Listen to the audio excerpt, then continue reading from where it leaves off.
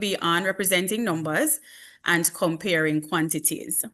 If I'm going too fast again, just use the raise hand feature, stop me, we'll stop and talk about what it is that we're going through. So the first question, which of the following would represent the number shown below? No, we know that students from the lower grade would be familiar with the base 10 blocks. Would your grade 6 students be familiar with the base 10 blocks? Would they be able to manipulate this question? No, this is the part where you have to talk to me, because I don't want to feel like I'm here by myself. Yes, ma'am. Awesome. So this is just one of the questions. I didn't want to put them in order, but I wanted to see if the students are able to manipulate. Can they regroup? That is the whole purpose of this question. And we can see the transition, as I said, it's student friendly. Everything is clear as to what is happening, how I get from here, how my boom flick can reach here. So what is happening now in the event that you're having a competing activity tomorrow? The conversation needs to be had as to what is happening. How did I arrive at this place? What would you do? What can I do? Because based on how it is represented in the first pick, it looks a little bit jumbled. It's not the ideal way based on the rods that I have. So how do we rearrange this? And this is for them to have a practical view of what is happening. Again, the slides will come out and it will outline what is actually there. Then they can go ahead and do the algorithm and figure out what the answer is. Or for some that are able to manipulate the numbers mentally, they can go ahead and do this as well. So then we'll get here. Now, the second question, now the animation is what it is that we would expect to be happening in the classroom. We don't want it to be the case where the students are only exposed to the algorithm and not shown a practical way as to how to approach the questions. So the questions are approached in a very practical way. How can I draw something? What can I do to show what I'm thinking about? And again, if it is the case that you have not exposed your students to modeling or representing the numbers or whatever it is in different ways, then it's kind of difficult for you to expect that to happen without you modeling it. So ensure that this is being done. So for this question, it says your class was asked to show the fraction 2/5 using a rectangular diagram. Below are the representations of 4 students' responses. Which student's representation is incorrect and why? Although it's multiple choice, and if you're going to be interacting with your students, you want to know how they arrived at the answer. We don't want it to be the case where they just eeny, meeny, miny, mo, want to pick an answer. You want to get their line of thinking, what came to their mind. So when they see this, it might look a little bit chaotic. It might look jumbled. Like, what comes to your mind? This is where we want to have the conversation of how would you approach this question? What would you do? Some of them, they're all over the place. The only thing will look some semblance of order is what Terry has. So what would I do? How would you approach this? And you're not asking and then just giving the response. You're asking and allowing them to respond. You're giving them time to respond. And again, based on the animation would take into consideration what it is that we would want them to do. Again, this might not be their approach. So even before you show your answer, allow them to show you what it is that they did. Don't just run through the slide like a show and we just play the movie and we just go through it. No, that's not the approach that we want you to take. We want to ensure that it is interactive. You get a feel of what the students would do if there are any misconceptions and how you are going to treat the misconceptions that you would have identified. So again, we're just rearranging it for them to see what is happening. And then, of course, you know the answer. You ask them why. What fraction is Jane? What fraction is James? What fraction was Sam representing? Just ask them the different question. How do they know? Have the conversation. Ensure that when you're doing the fraction, we're not going over any troubled waters. So it's not 2/5, it's 2/5. So ensure that you're consistent with the language.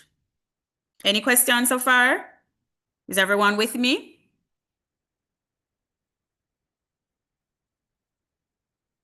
Hello? Hear them loud and Yes, clear. miss, we're with you. Awesome, awesome. All right. Now, question 3. A teacher bought 12 pencils and shared them equally among 3 students. Which representation correctly shows how many pencils each student received? No, you're not even have to stick with the slide here, so get some sticks, get some stones, whatever it is that they have, or whatever it is that you can provide, make them show you. As I said, it's not a movie. We're not just going to blaze through the slides, although everything is here. It is there to assist you as the teacher, but we want the conversation to be had. You think we can add? Why? Why you think the vision? Like when you hear the statement, what comes to your mind? When you hear the question, what comes to your mind? Now, oftentimes we find that students, they see the numbers and they say, all right, let me just pull an operation. Any operation come to their mind. Them say, all right, let me do something. Now, based on how the responses are presented, them know that them can't just go calculate nothing. So we want to have the conversation of what it is that they're thinking about and why. So we are sharing now what operation comes to mind. And again, if we don't never bring them through to this place, there is no way we not expect them to be able to do this. So you have to ensure that you're having the conversations when you are going through different topics. Ensure that it is done in a manner that the students can relate to. So when there's a talk about division and we're going to divide this by this, but put it in a practical way. Sometimes what we see happening is if it is the case that you have done operation with a student or with the students, what you can do is to let them create a scenario that would show or represent the operation in question. Then and only then will you know if they fully understand when they create that scenario. Because right then and there, you will have a clear understanding of what their understanding is based on what is suggested by the operation. So you can try that as well. So again, it's not a movie, but I wanted it to be pretty and they can see what is happening. So we are sharing. So what does this mean? Everybody get 4. What did we just do? So we want them to have an idea as to what is happening. Does this remind you of anything? We have the whole set of 12 and we just everybody get 4. What does this mean? Another approach some students might take might be to use the operations that they see and then try to make sense of it. So they might say 12 plus 3 is 15. But what does that mean? Whatever route the child decides to take, foster that route or have the conversation with the students to steer them on the right path. So don't just leave it alone and say, no, that don't make no sense. Ensure that you're having the conversation to ensure that you're understanding why it is that they came up with that and why them just guess, like them just couldn't bother and them just guess. So have the conversations to ensure that the students are on the right path. Now this one, if you have PowerPoint, this one is easy. You can do it in your classroom as well, but I thought the animation for this would make perfect sense. And you want them to get excited about some things. You don't just want to bring just any or anything to them. You want to ensure that whatever you're presenting to them is it's going to get them excited somewhat. Something not gonna move, something not gonna flick, something. So ensure that whatever it is that you're doing, it's done in a creative way. So for this one, fraction again, they're gonna tired to see, but we want them to be comfortable with it. The walk from school to the public library takes 15 minutes. When Anna asked her mom how far they had gone, her mom said they had gone 2/3 of the way. How many minutes have they walked? Assume a constant walking rate. Now, I want one teacher now to explain to me what they are seeing based on my little girl standing at 0 and what is your interpretation based on what is here. Any teacher, anybody, just one person. What is being represented here and how would you have this conversation with your students if it is the case that you are going to do this presentation? Good Any afternoon, Miss. Good afternoon. Your name, I'm not able to see who is talking. So could you tell me the name and the school, please? Michelle Martin from Reaches, Miss. Reaches Okay, Primary. awesome. Yes, Miss. So how I would tackle this question is that I would have the students to find 2/3 of 15. So they will have the fraction 2/3 and 15/1. No, Then man. All right. Let me stop you right there. No algorithm. No algorithm. Me no want no calculations nowhere. We not do nothing like that now. So come again. Wheel and come again. We don't want that. Look at my line. I don't want, me no want, remember we said we not go for no troubled waters, you know. I don't want that way. You have a different way that you could approach it.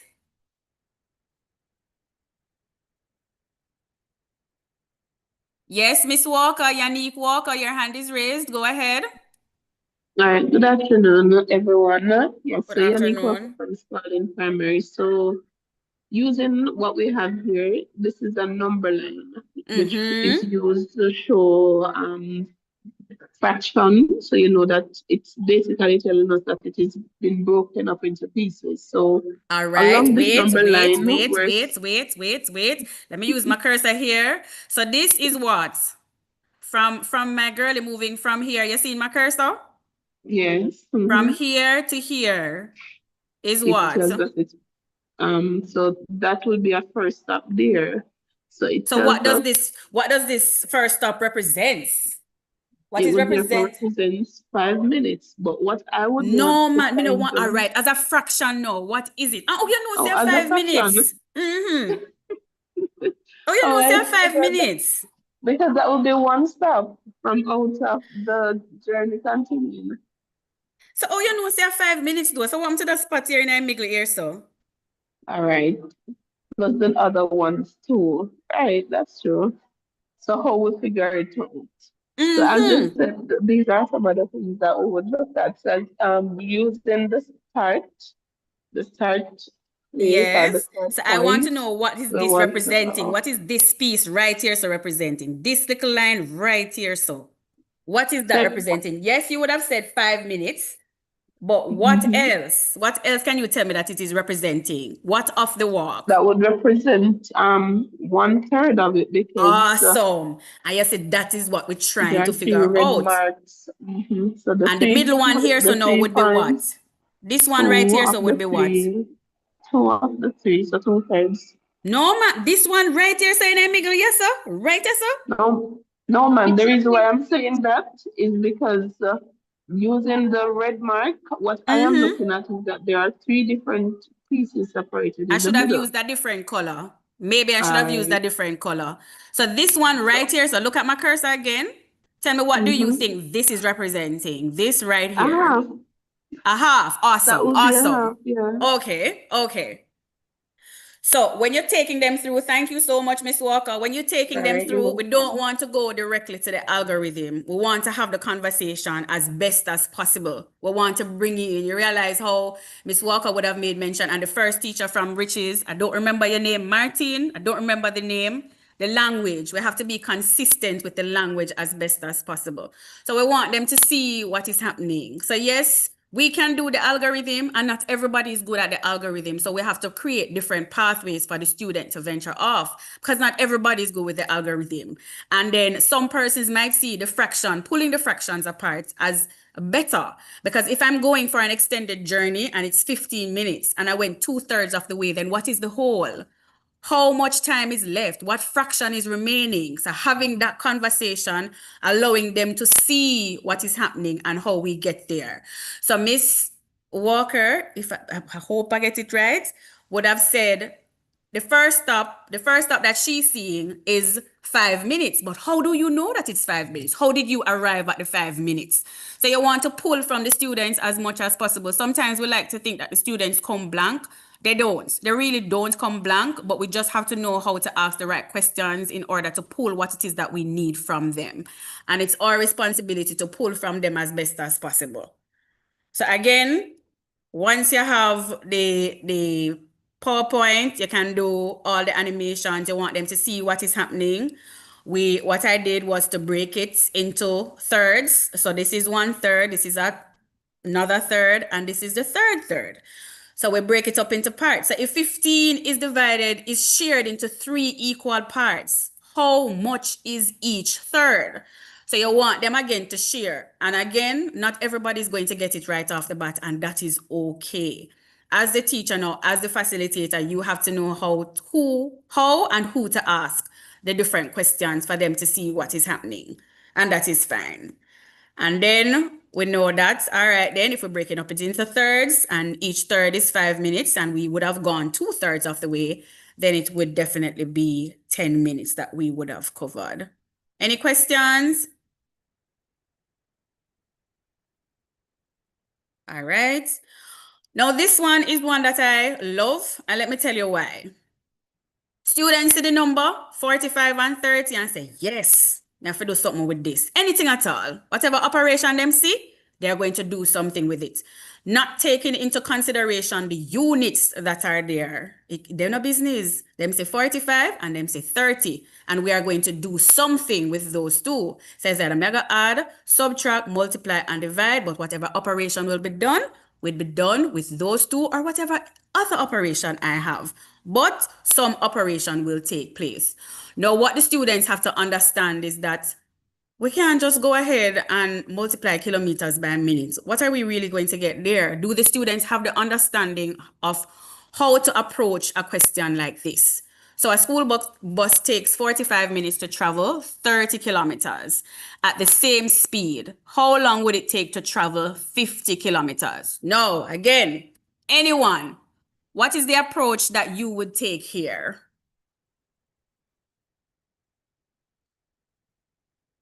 45 minutes to, yes. What I would do, Name, if you please. take, my name is Ron Williamson. I am from Prospect Primary Okay, in sir. Ghana. Yes.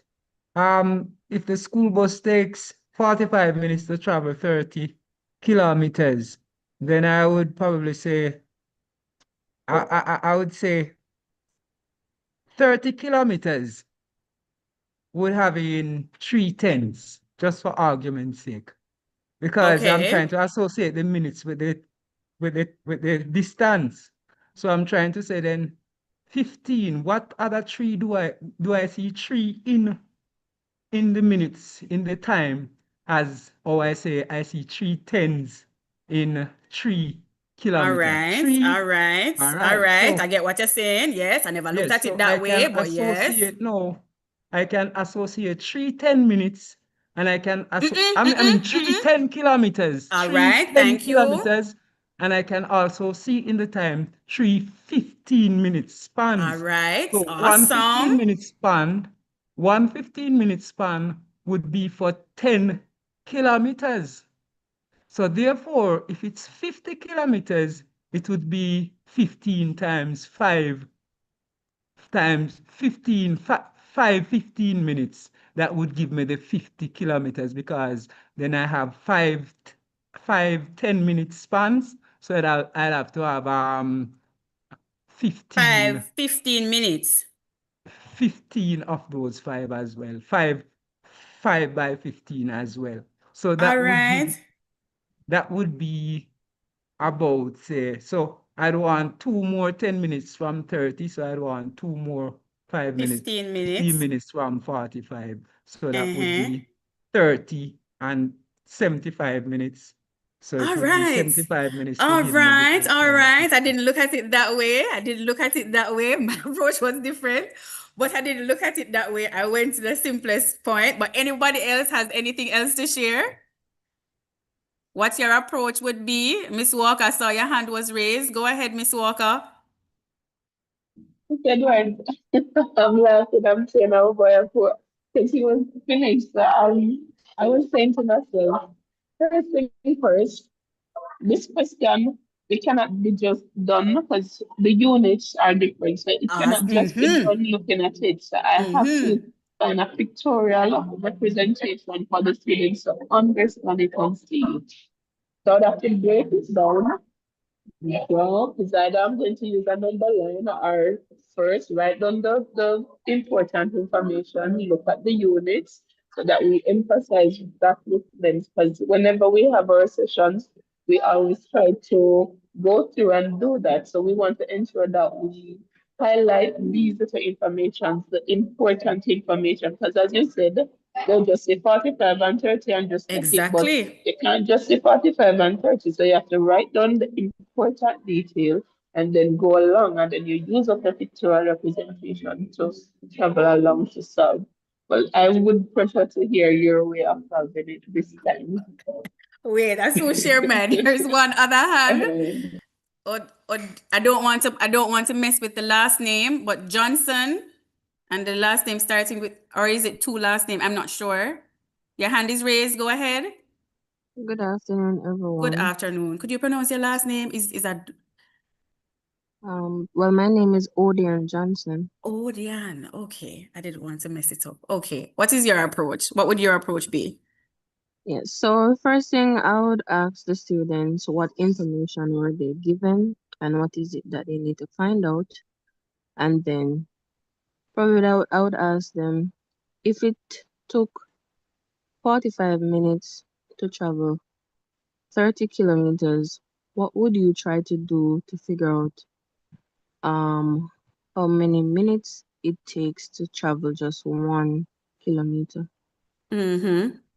Oh, just And then one? see, Okay. And then right, you and see what they do from there. And then if you find that out, what could you do to find out how many minutes it takes to travel 50 kilometers? okay. Now, another approach that you can take is to go with things that they would have covered already. We know that they would have done ratio. Not true? They would have covered ratio, not true? Well, I'm gonna interrupt. I wish I could screenshot and show you what I write. I had 45 minutes to 30 kilometers All because that's what they right, want you're to on tell the right you. track. And Let us not worry I about don't it. want to tell You you. see, it's intertwining what it is that we would have done and having them, not everything we can convert, but there is a method to it. There is a way, there's an approach that we can take in order for you to see what is happening. But we're looking at the relationship. As Mr. Williams clearly stated, he's just looking for a way to make the connection with one of the units to the other. We're not converting anything. We're just looking at the relationship. So what I did was ratio, because that was the simplest thing for me, because I two different units and we can't convert any to any. So ratio is the simplest way. And then now I'm going to simplify my ratio. And then I try to find a pathway then that is easier for me, that I can easier manipulate to get where I'm trying to be. Because the 6 and the 9 kind of rough, in order to get 50, so me I say, because I can't multiply in my head. I can't multiply anything by 6 to get 50. That kind of, like, it's not the number that I'm looking for. But if I go 2 to 3 now, what can I multiply 2 by to get 50? So that is pretty straightforward. Me can do that. And now whatever I do to one side, I do it to the other side. So whatever it is that I multiply the 2 by, I have to do it to the same thing to the other side.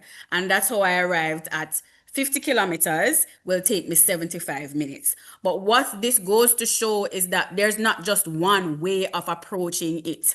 Whatever it is, once the students have a strategy and it makes sense, we're not talking about no buck up, but it is logical. It makes sense. As I said, Mr. Williams' pathway, I never really got it so, because in my head, I already have a path. I have the ratio. So I wasn't really thinking of anything else. So even if the students, even if you come up with a pathway and you might think, say, yeah, the pathway can work. If the students come with something else, explore it. It might not work in all instances, but it's always good to explore it with them for them to see the mistakes that they would have made, if any, or for you to reward them for just going outside of the box and trying to explore something different. So it's always good to explore with them. And again, if you just do things one way every single time, if your only option is algorithm, them not gonna know nothing but algorithm. So you have to ensure that you explore with them. You show them different ways of doing things. So when I see a question, the first thing will come to their mind and I say, all right then, wonder if we can add this. Because look at it too, You realize if I add the 45 plus the 30, me get the answer. We just have to pick and the answer is there. I wonder if we don't realize what is happening here. So me can go so boops, 45 plus 13 is 75, and that is an option. So me answer the C. The child would have gotten it right, and the pit they don't have a clue as to what is happening. But me see some number and them work. The answer is there. So I just pick it. Everything is in minutes. So sometimes students will get something and a buck up, just like this. It could be. So we have to ensure that we are having a conversation to see if they really understand what it is that they're doing or if I just buck up. And you're always asking the students to show working to ensure that you see what they're doing actually makes sense. Any questions for this one?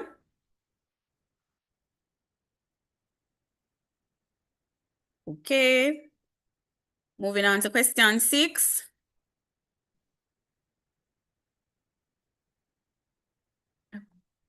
Wait. Let me check the chats. It's so far down. Estimation. Jesus, these names are going to be the death of me. Pomels, Miss, jeez, the person that suggested estimation, could you share how estimation would work here, please?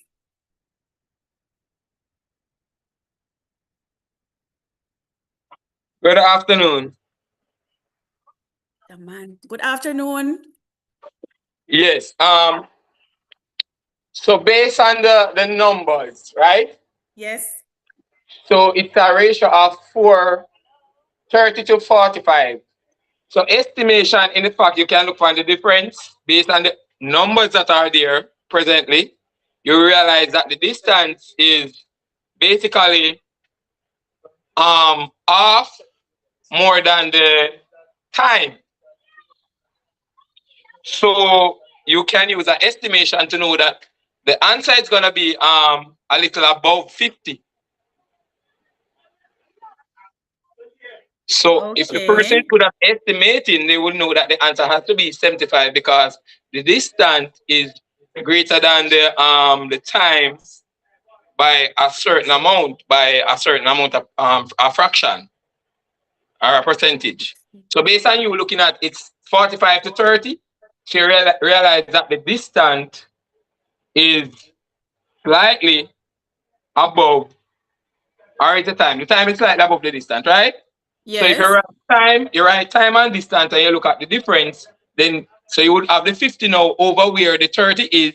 So you know that the distance will be slightly above the 50. Okay, I see that as well. And if it is the case that I doubled the kilometers, if I go 60 kilometers, then it would be Yes, 90, and it's not 90. So 60. then you And can use that yeah, now to go back yes, down to that's the yes, 75. yes, because if I'm using elimination as well, Yes. and if I double that, then if I double the kilometers, that means the minutes has to be doubled and it will be 90 Yes. and it's And then 50. Yes, so you just use that to get there. yes. So that would be mostly I teach like the slow ones, those kind of strategies to help them along.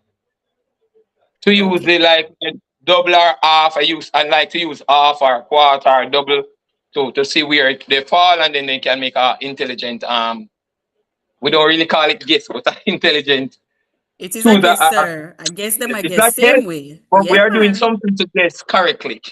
All right. So them I guess and check. So Yeah. we're guess and a checking at the same breath to see if it Yeah. makes sense. Yes, Right? if they are not able to do the calculation. All right, no problem. No problem. All right, moving on. Miss Edwards, we have 2 other persons in the chat. One says she would use algebra. That's Miss Martin, and one is saying that proportion could be used as well. That's Miss Johnson. All right, algebra for the students. You think the students would get, not for you, because we're not talking about you, while your approach would be different. You think the students would be able to do the algebra?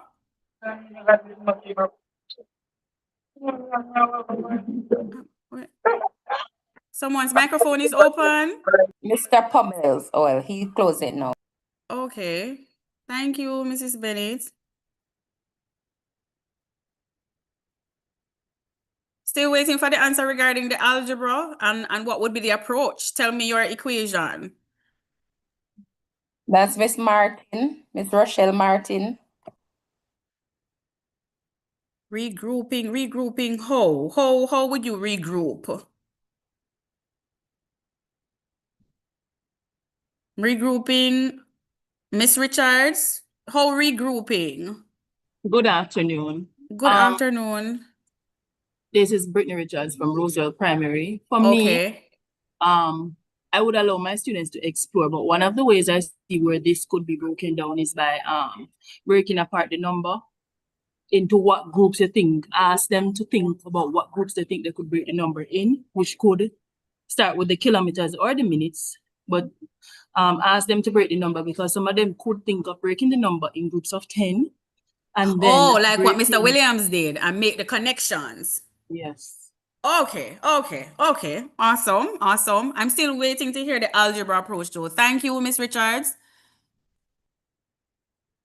Look at how far the bus traveled in 60 minutes, then estimate. All right, we heard that one from Mr. Pomel. Rochelle O'Connor. All right, so we're not hearing about the fraction because I would like to see what the thought process is like for that one to see how. All right, it's a school name. Okay. So we have that one. So now this one, no. We know the fraction is a problem, and here is where we are trying to fix it. So look at the diagram below and which fraction is the smallest and why. Now you realize that this number line is very color-coded. It have whole heap of line all over the place. So what we want the students to know now is to figure out what is what. Like this just looks so confusing and the bugger and everything just color up a so. How? If we are going from 0 to 1, that I should have added that, and I will. No, I can't, based on what we have here. How would we estimate this? How would this go? How would I do this? What is your approach? You see this? Your students see this? How are you guiding them? What are we looking at? Do the different colors mean anything different? What does it mean? We have a third, we have a quarter, we have 5/6, and we have 1/9. How would you guide your students to this? We're looking for which fraction is the smallest. What is the approach that you would take here? Anyone?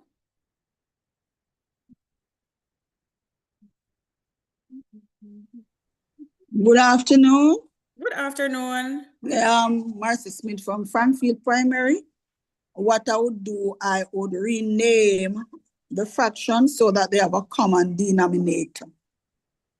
But Miss, remember, so we have to stay from the algorithm, you know. We don't want the algorithm yet. We want them to show like this now. We have see this and this whole heap of line. Any other lines stand out to you? All right, if we're looking at it, let us eliminate the different colors. Let us start looking at the blue. Miss, can I say something? Yes, go ahead. Identify yourself, please, the school and your name. Alisa Nemard, Rock River Primary. Okay, Mrs. Nemard. Miss, the blue lines, as I looked at the number line, the blue lines telling me that it looked like the thirds. The blue line look like the thirds, Mrs. Nemard. You try, me eye good. And look again. Maybe me I see 3. No, miss, you know, look like the third at all because the line end way out there. All right. Thank you. The blue lines, miss, the blue lines could be the quarters where you have 1, 2, 3, and then the last one. All right. So thank you. We want to speak with clarity now. So the blue line represents quarters. Thank you. Right. No more from you, no, Mrs. Nemard. Mrs. Nemard, yes, close your microphone. Thank you very much. Somebody else. Good afternoon again. Good afternoon. Your name, because I can't see who is talking.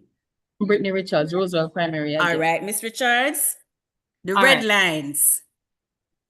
You're talking about the red lines? Yes, I red lines we want from you now. All right. So for me, I would ask my students how many sections you see this red line or these 2 red lines making, and find out how many parts that would be in this specific hole that is between the 2 black lines. All right. So we want them to see something.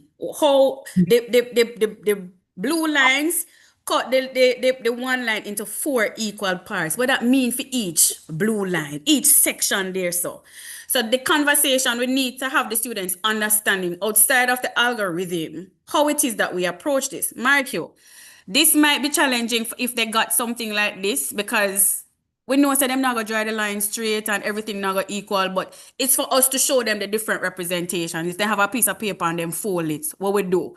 Now, if it is the case that you would have brought your students through the process of folding paper and for them to identify the different parts of the fraction, you would find that this becomes easier for them. But if you not do that, then blank like paper. And that's not where we're trying to have them. So we want to ensure that we are having the conversation, we're doing the different hands-on activity with them so they can see what is happening. Somebody else, I want to hear from somebody else.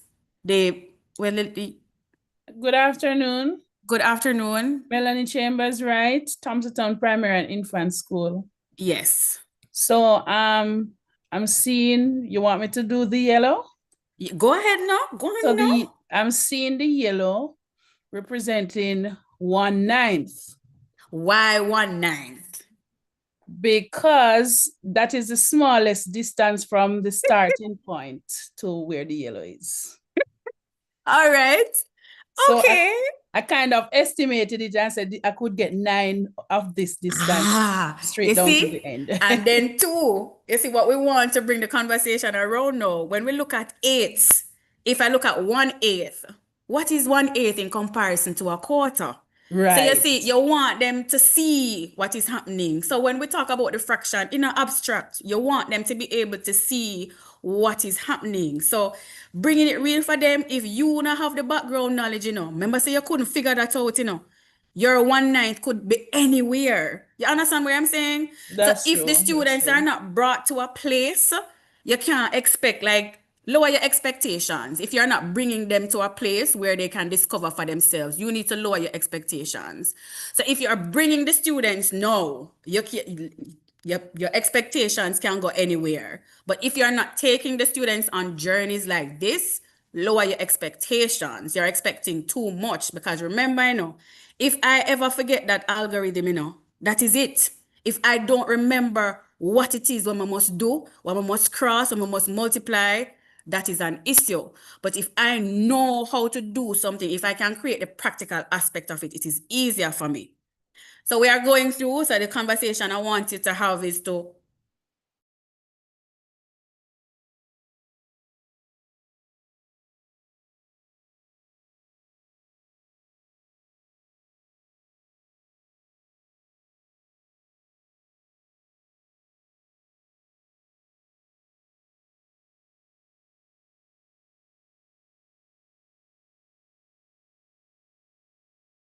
Not hearing. Miss, we're no longer hearing you.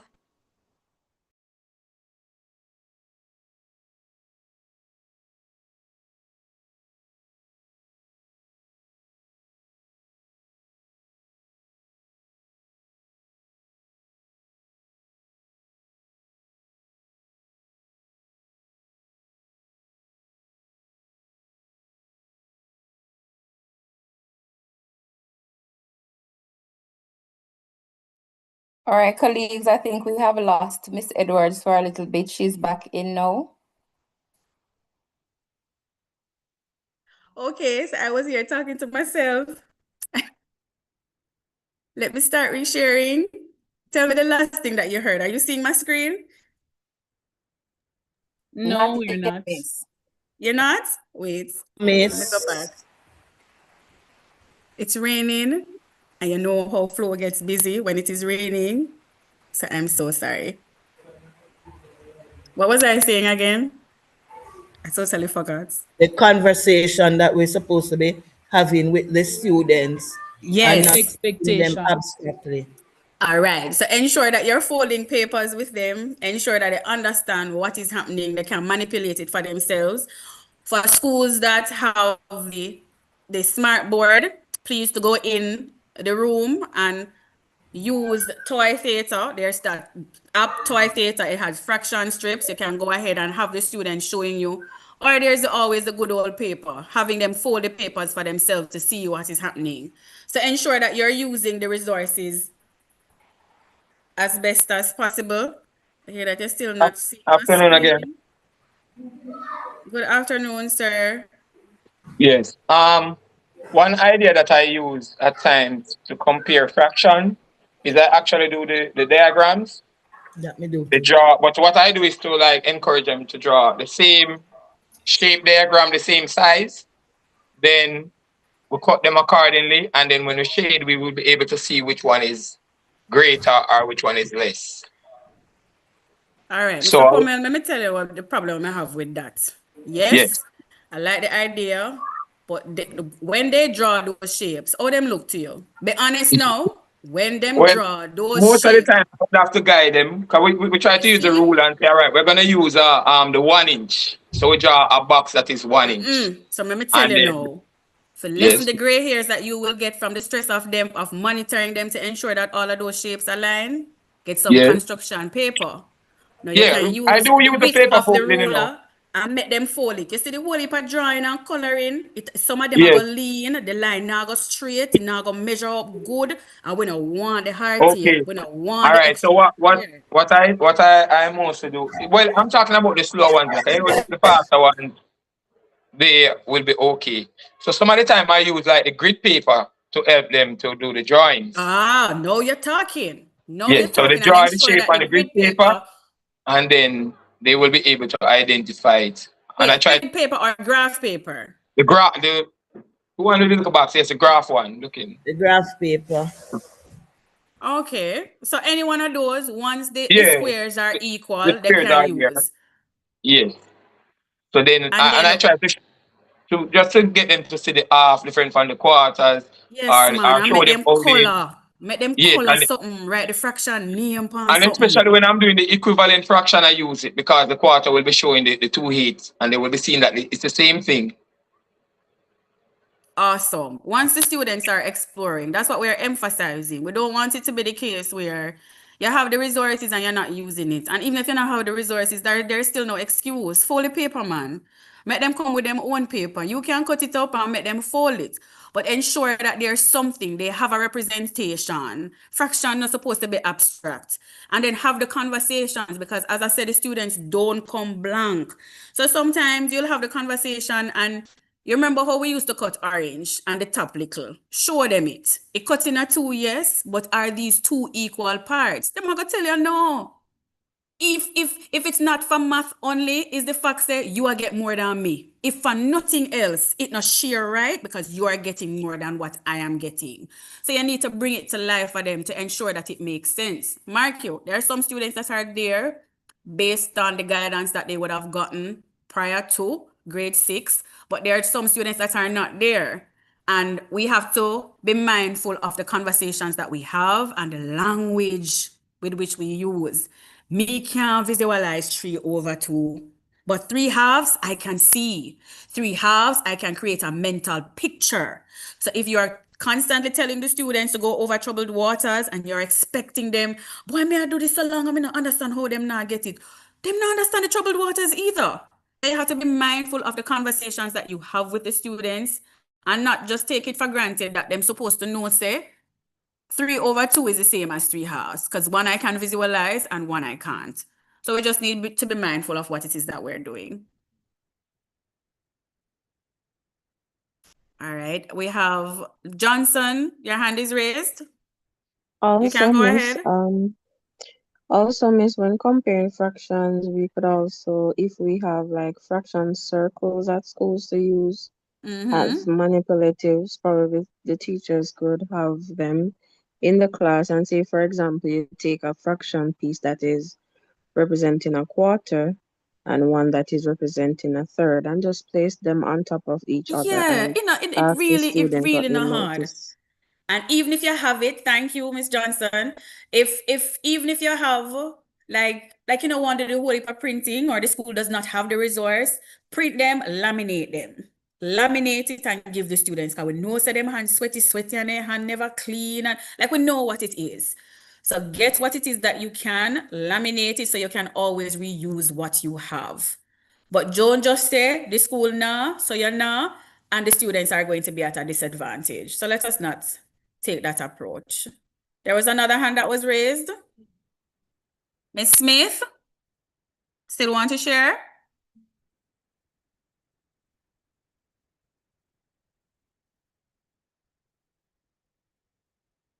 Okay. Moving on to the Good other question. afternoon. Hello? Go ahead, Miss Smith. Afternoon, Smith Perch and just pen. For me, I did the paper folding with my children because at one point I realized that they couldn't get the fraction right, probably the slower ones. But when I allow them to fold the paper into different portions and I asked them question, I remember at one point I said, okay, we're gonna think about a dumpling, right? And each time they fold, I keep asking them, what is happening at each level? And they would say the slower ones. Not I'm saying that. Makes it get smaller, right? And then I would ask, then it gets smaller as we go along, what is happening? And to be honest with you, they respond by telling me that the fraction will automatically get smaller. And from that, I remember I asked one student particularly, I said to him, then but look, 9 different parts of folio, so why you tell me say it is the smallest? And the student said to me, but miss, I know just that. Remember say, they cut them up in a 9 different parts and they make look enough, but the smaller portion they get each time when they cut up in a smaller part. And I'm telling you, it's not one of the students who is really on top. It's the slower ones. So my take is that when we allow children to explore for themselves, then it goes a long way. And we do less talking. That's my take. Thank you so much, Mrs. Perry. No, it is always good to have the students exploring. As I said, we don't want it to be as abstract. We want them to be aware of what is happening, and we don't want to think that maths is just something we talk about and it's not anything real. So we have to make it meaningful as best as possible.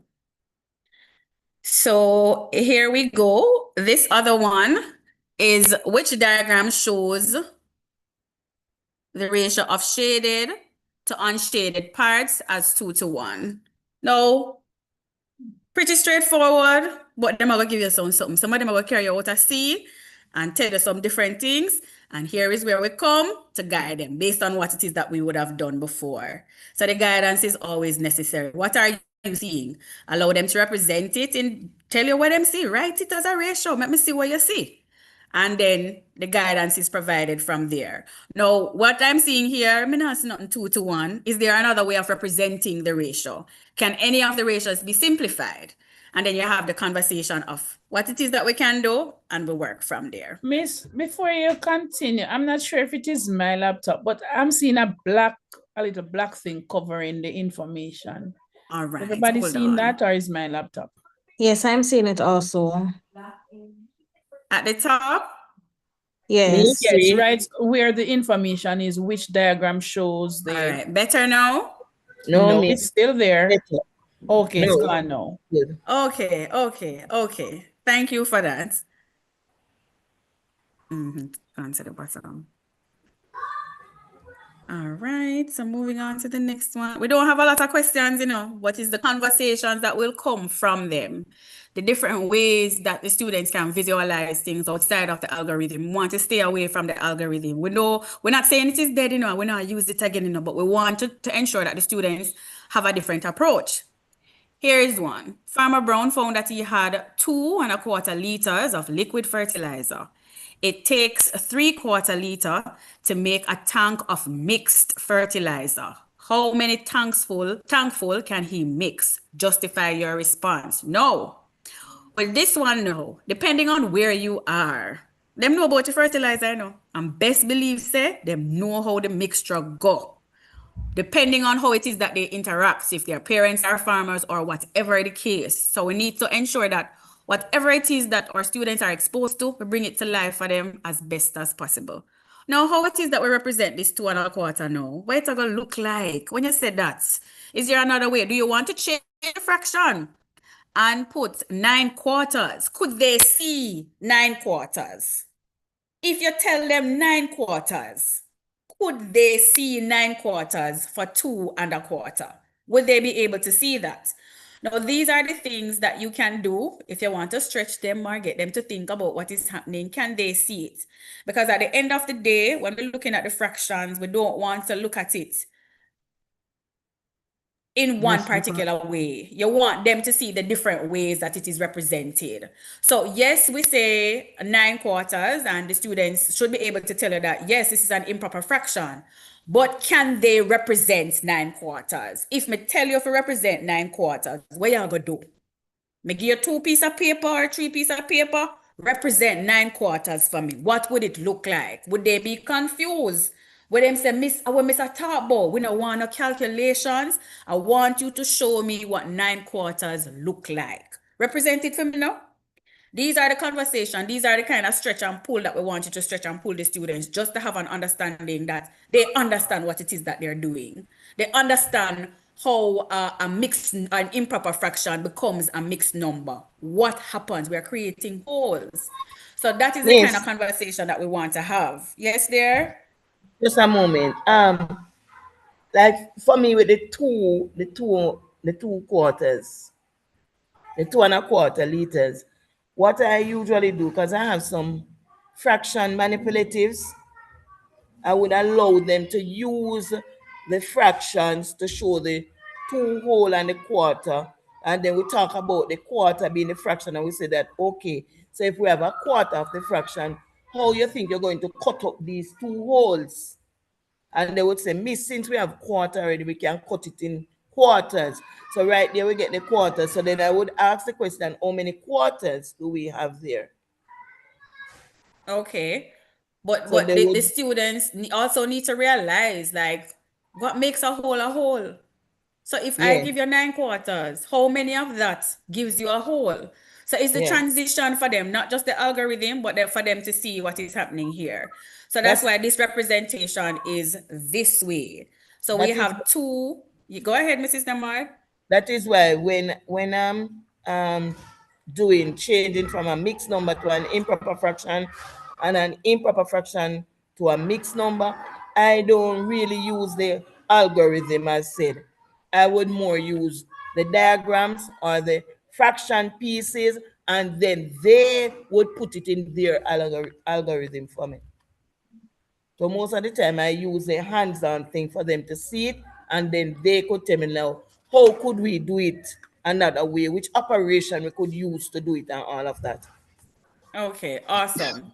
So with this now, with this visual representation, it is good if the students are able to see what is happening. So I have the 9/4 here, and I know that for each tankful, I need 3/4 liters. How many 3/4 can I get from 9/4?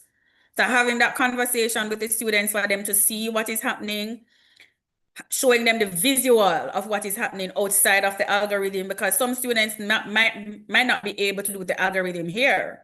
But if they know how to visualize it, yo, this makes sense, man. This is not so hard. So it is easy for them to see what is happening here, because we're just reallocating things. We're just moving pieces around. It's the same 9/4. If you count it, now 9/4 you get. That is what we're trying. We're just trying to ensure that the visual representation is there. The algorithm might be hard for some, but it's not the end of the world if they don't know the algorithm, because the visual representation is there. Again, they have to understand what is required based on what the question is asking. So they have to be given different scenarios and different questions to pull different things from them as to how it is. So it's not the case that this approach might work for everything, but they have to be brought through the different aspects of it to know what exactly can work and what might not work. So based on what is happening here, we would definitely have 3 tankfuls. Now this one, again, ratio, 50 sweets were shared among John and Mark in the ratio 1:4 respectively. What was Mark's share? Again, stick, stone, whatever it is. Some persons can do it, algorithm, and it is fine, no problem. Anybody else who can't do it, give them what they need. Don't rush them. Sometimes you have students that are so fast The students that are not as fast are not given the opportunity to explore or to go through the thought process because it's like a race with the fast ones. So as best as possible, whichever way we can use to accommodate the students that are not as fast to ensure that they go through their thought process and nothing is wrong with the process that they decide to go with is fine. Ensure that that is encouraged. Ensure that the students know that it is a safe space and they can go through the motion. If it's gonna take me 5 and 10 minutes, that is fine. Once it is that they get to where they need to get to. Sometimes we might not always have the time to allow them to go through the process, but let us try as best as possible to ensure that we are encouraging them. If they want to draw them circle, that's fine. We're gonna take out 4 for you, or we're gonna take out 1 for you, and for every 1 we take out 4. Why we do that? What does it mean when we say 1 to 4? Have the conversation of what is required. So when them think about it, and maybe after going for a while, we're hoping that they would realize the pattern and then know, say, all right, then the aim is to get to 50. And they Excuse go me, ahead Mrs. and add. Edwards. Miss Okay. Edwards, go Miss ahead. Edwards, sorry. The same black thing that was at the top has now moved to the bottom, so we're not able to see the Oh, answers. Jesus. Right. And it appeared at the top again. Listen, no worry about the answer they may hear because the piece that's up here, it goes somewhere and I don't know where to put it. Let me put it back at the top for now. You see the answers? I'm just going to put it back at the bottom. Because Okay, it's not leaving me. Remember, you're going to get the presentation, you know. You will have it. All right, so these are the things. So again, I always try to add a little animation to ensure that the students see what is happening. I find my little fellow them. I found these little men. I added their name there. You can do all of these. So whatever you're presenting to the students can work.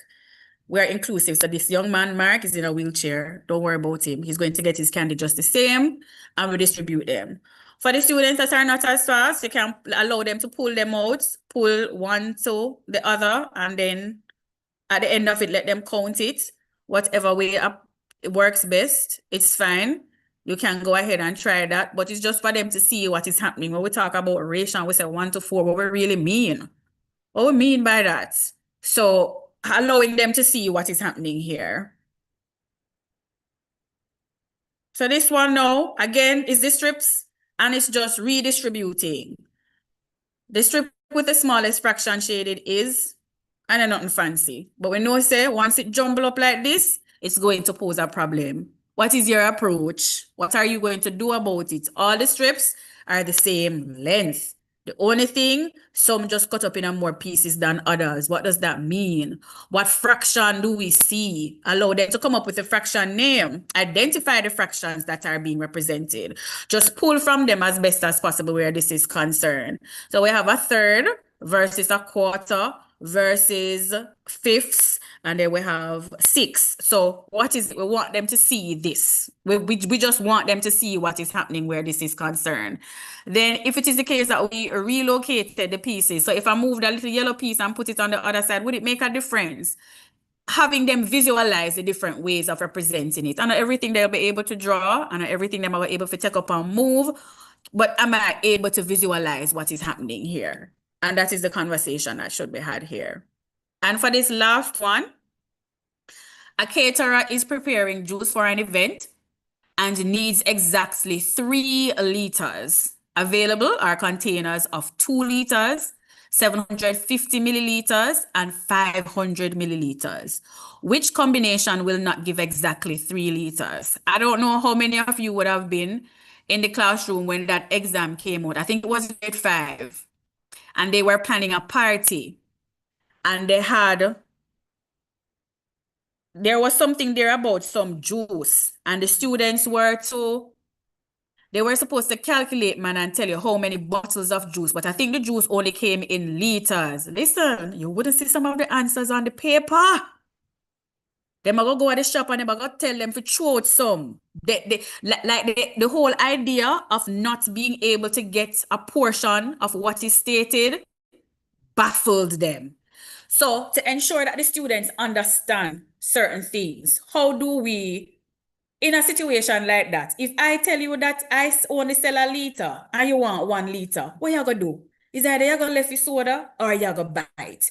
The conversation for the students to make it real, for it to be made real for them. It is like them know, like them clueless. Like you send them go on market and they don't know what o'clock a strike. You had a few students for that very same test item. They were asked about the budget. Some people say, like, I think there was a question that was there that said that they had to buy the pizza. You know, some people said they're gonna make sandwich and they're gonna get igloo with ice. So I'm like, if you get a scenario, remember say the money not real, you know, have the money in your hand, the money in your pocket. How do we ensure that the students understand what is required of them when they are given these scenarios? The money not real. You cannot put it in your pocket. But we are placed in a situation and you have to figure out what is required, what you need to do here. So the event needs 3 liters of water. So we have some combination. How can we get the 3 liters, or which combination will not give us exactly 3 liters? Now, the students have to have the understanding now of how many milliliter makes a liter, and for them to see what is happening. I know in grade 4, they would have done the units, and if you are able to, if you have the funnels at school, use it with the students.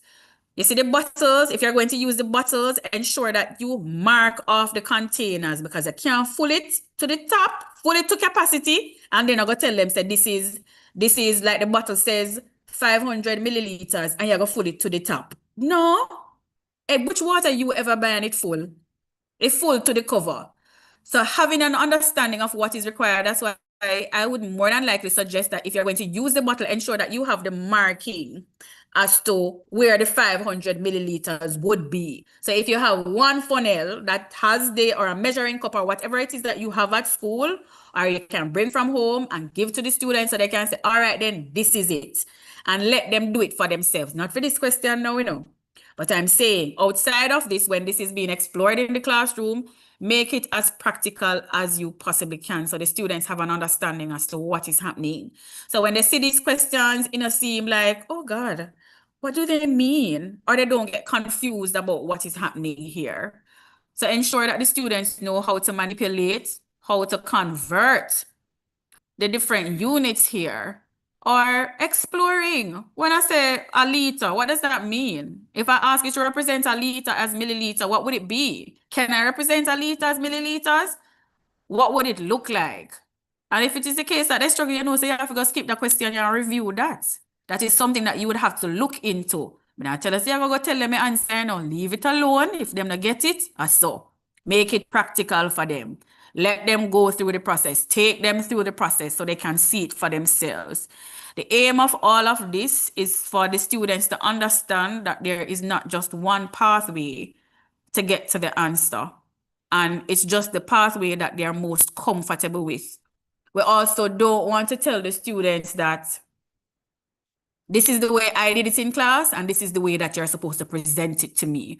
We don't want to do that. That is a thing of the past where our teachers used to tell us, say, some I teach you, some I want it. So do not put that on the students. If they're comfortable presenting it another way, once it is logical and it makes sense, accept it.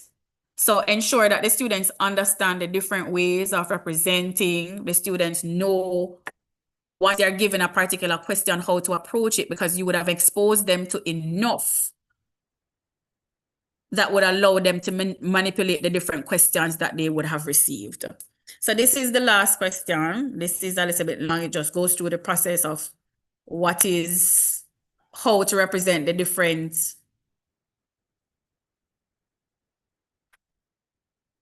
answers. So it says 1 2 liter, that is it. And then it shows you 2 500 milliliters, shows you the 6 750 milliliters, and then it shows you the last one, and then the students are supposed to guess.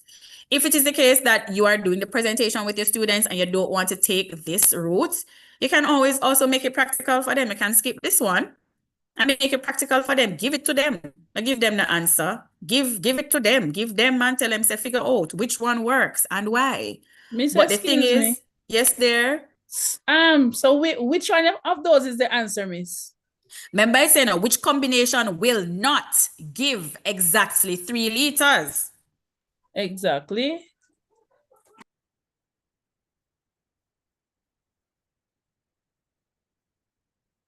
So I'm seeing A with just 1 2-liter. Mm-hmm. I'm seeing B with 2 500 milliliters. So none of those would give 3 liters. The bottom one. None of those, A nor B, would give 3 liters.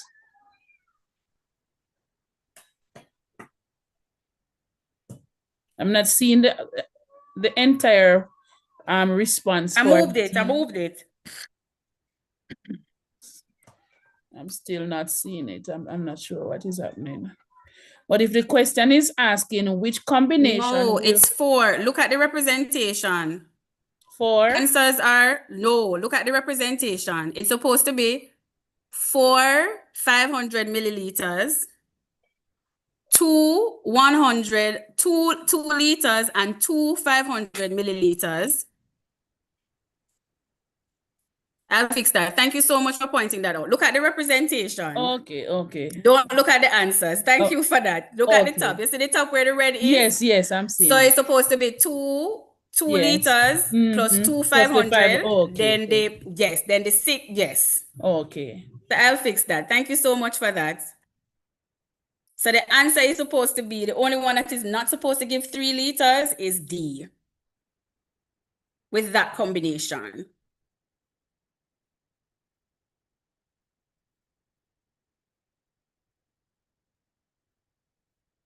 See it here at the bottom. So this combination wouldn't work. So this is the only one that would be off. The one at the bottom here. All right, so that brings us to the end and the focus. The summary for today represents what is being asked using diagrams to prove or test the solution. So we can use tables, we use a lot of number lines, bars, etc.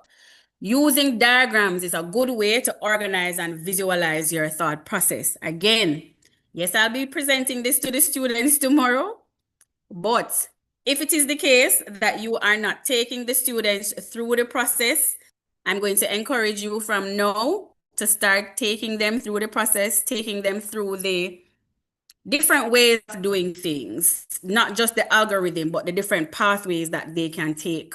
Ensure that you're exploring with them as best as possible, even with the limited resources that you have. Ensure that you're creating what you can. Most of the manipulatives are online. Another one that is good is the pattern blocks. Pattern blocks is very good at teaching fractions. You know, the ones that come with the slim triangle and the green triangle inside, that is very good. You can use that also to teach equivalent fractions. So explore with the resources. Even if you're not sure of what to use, ChatGPT can be used. Ask it for different